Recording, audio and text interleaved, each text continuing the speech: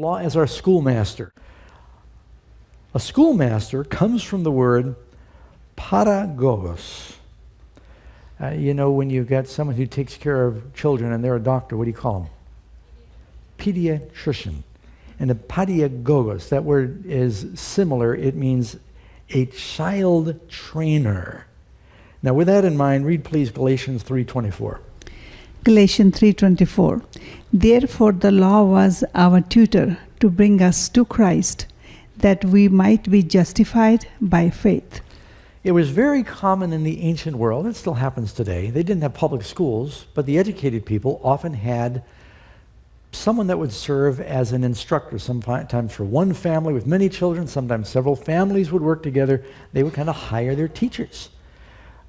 If you were Alexander the Great and you had a wealthy father like King Philip, you were lucky because your tutor, your paidagógos, was Aristotle. Alexander the Great had Aristotle as his teacher.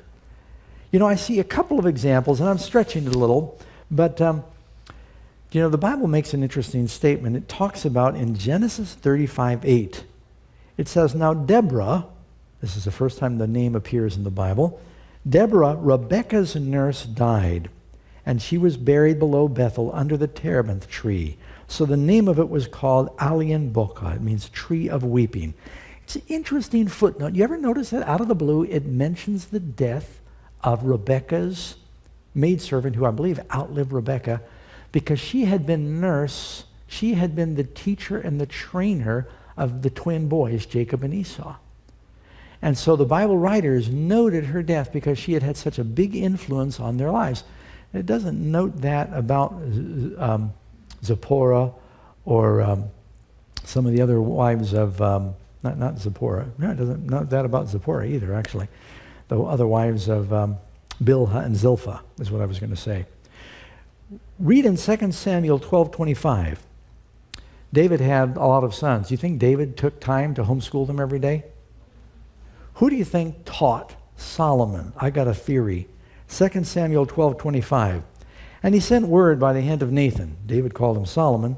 Nathan the prophet called him Jedediah because of the Lord. It says the Lord loved him.